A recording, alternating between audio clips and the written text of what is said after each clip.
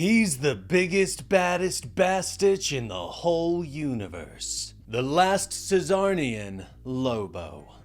The space hog roars through the vastness of space on the outer lip of cosmic Route 67. Lobo swigs down another brew before tossing the empty bottle away and starting to belt out a song. Dog sits on front of the hog and howls away in unison. The two continue along, getting closer and closer to the Chuggin' Slug Space Pub. Your average scumbag-filled pub, but in space. Lobo parks his hog and steps onto the dock, ordering Dog to guard his most precious of wheels. But suddenly, they are not alone. A small green bouncer charges forward. "Hey, can't park there!" he shouts. Lobo looks the tiny alien up and down. "Are you talking to me?" he growls. The bouncer nods vigorously. "Unless there's another rejected wannabe KISS member who parked in a spot clearly marked no parking," the bouncer snaps while motioning to the large no parking sign that flashes right next to Lobo. Lobo reaches out and grabs the bouncer by the throat, lifting him up into the air before ripping off his motioning arm.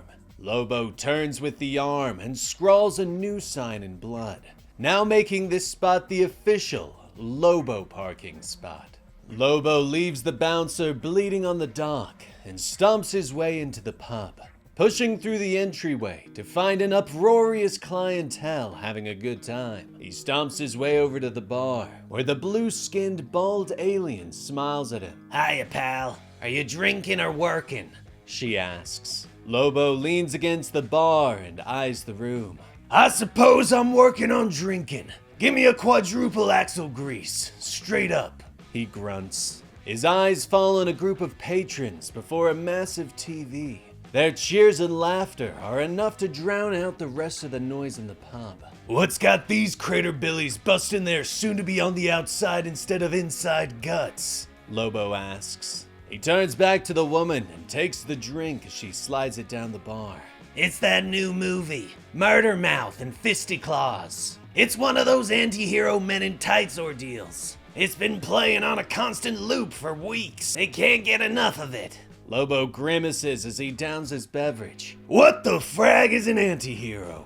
he grunts as he motions for another. He glances at the screen, watching as a hairy-clawed alien fights against a well-armed assassin. The bartender shrugs. "It's pretty much a villain that kills and frags. But they make jokes while they're doing it. Then they shoehorn in some kind of honorable reason why they're doing said nefarious stuff." Lobo watches as the clawed alien slashes through the assassin while making jokes. "Are you fucking kidding me? What kind of mindless guppy fraggers thinks a bunch of gratuitous violence mixed with juvenile humor and a dash of outdated pop culture references is entertaining?" Lobo grunts. He finishes his drink and stomps across the room. One of the thugs stands as he stomps over, and Lobo punches him hard enough to smash him into the view screen. Lobo looks at the group and picks out a specific one. He grabs the thug by the shirt and lifts him into the air. "Who's got an appropriate pop culture reference quip for me to insert here?" Lobo asks. "Hey, what's your deal, man?" the thug snaps. He reaches for his cigar and lights it, inhaling and blowing out a large cloud of smoke at the thug. "What's my deal? I'll tell you what my deal is," he says before looking off into the distance. "Once upon a time," Lobo begins, explaining that he was born in the world of Caesarnia, which was a paradise, but they had never seen something like Lobo before. Some called him the devil and tried to teach it out of him, but it didn't work. Eventually, he relieved himself of his genocide pee into the planetary water supply and killed off his entire race, leaving him as the last Caesarnian. Over the next few hundred years, he had plenty of adventures. He killed Santa Claus, went to heaven and to hell. He traveled to Earth and fought against a Kryptonian that likes to wear his underwear outside his pants, and an Amazon that likes to wear only underwear. Got turned into a lady Lobo, had a weird pretty phase, and even had a daughter. He finishes his story and puts his cigar out on the thug's head. "For God's sake, man, I didn't want your whole origin story. I meant, Why are you here in this bar? The thug snaps. Lobo nods and drops the thug on the floor and lights another cigar. Ah, gotcha. My bad. I'm on a job.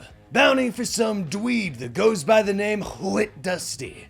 Lobo explains. The thug pauses for a moment. Whit Dusty? That's me, but I don't have a bounty on me, he says in confusion. Lobo raises his pistol and takes careful aim. Are you or were you ever an accountant for the Kentucky Crime Syndicate?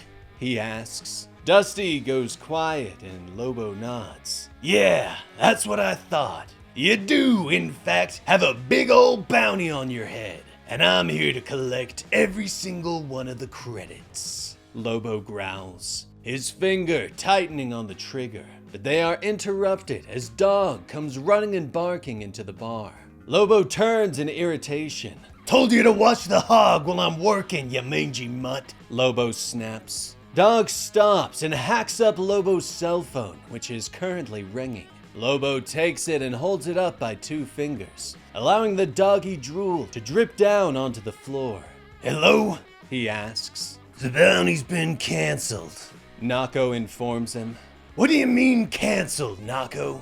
I traveled across the galaxy, and I'm about to put a few into this guy's melon, and you're telling me I ain't gonna get paid for it? Lobo asks. Dusty cowers away from him. Yeah, sorry, Lobo. I sold out, man. Some suits came in and dropped a ton of cash on the table, and I couldn't turn it down. Me and Tracy are retiring to Jupiter's Cyclops. Lobo turns back to Dusty and lowers his weapon. Today's your lucky day, nerd. I got myself a code, and I don't extinct anyone or anything for someone else without getting paid.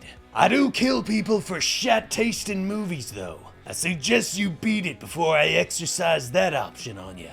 Lobo snarls. Dusty nods and quickly rushes for the exit. Lobo turns back to his phone call. Okay, Nako. He's back on the lam. Now, who's gonna be making this right for the main man? The Caesarnian snarls. Later, Lobo arrives at the headquarters of Omni Mega Plus Entertainment Corp., the largest media conglomerate in all known existence. He stomps into the main lobby, Dog barking away at his side. Inside, he is met by a woman with a television for her head. Hello, Lobo, the woman says. The Caesarnian snarls and draws his pistols, firing indiscriminately into the lobby and killing everyone around him.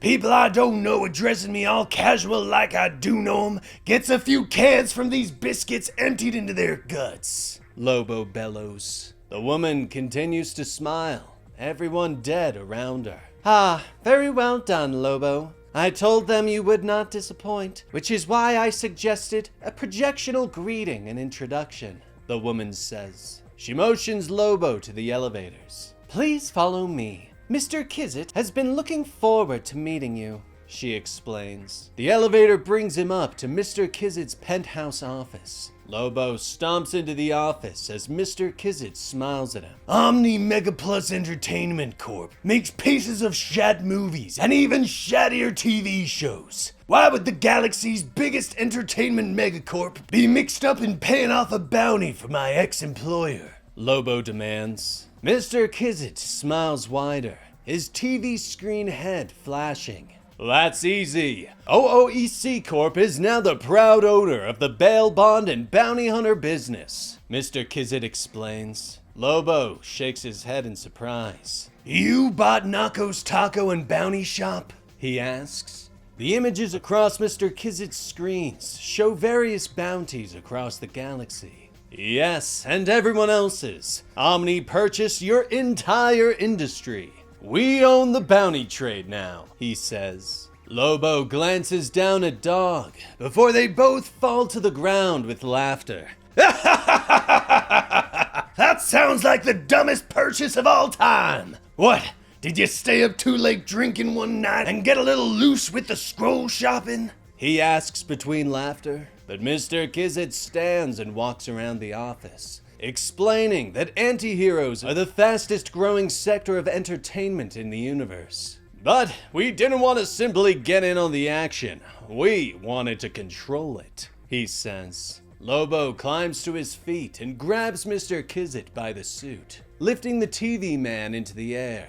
You're gonna have to find your way to a point and give me my money very soon, or I'm gonna start making everyone in this room not alive, Lobo warns. Mr. Kizit nods, explaining that they want to take people's love of the anti-hero and combine it with their love of watching people's lives. The doors to the office blast open to reveal the automated security droids. Put Mr. Kizit down and back away. You have 5 seconds to comply, they order. Lobo smiles and draws his weapons. I'm not usually into complying, but when you talk to me all bossy like that, it gets me into the mood to comply all over you.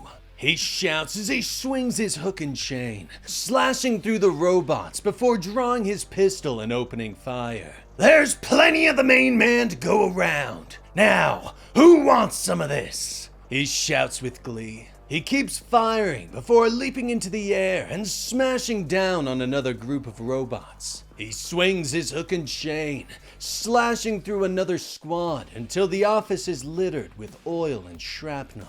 Finally, it is only Lobo and Mr. Kizit that remains. The CEO smiles broadly. That right there is why we want you here at the OOEC, where you will make more money than you've ever been able to imagine, he beams, explaining that they want Lobo to be the new flagship star of their reality show. We're pulling back the curtain on the hyper-violent world of bounty hunting with our star, the main man, Lobo! Mr. Kizit shouts. The cameras focus in on Lobo as he smiles down at Dog.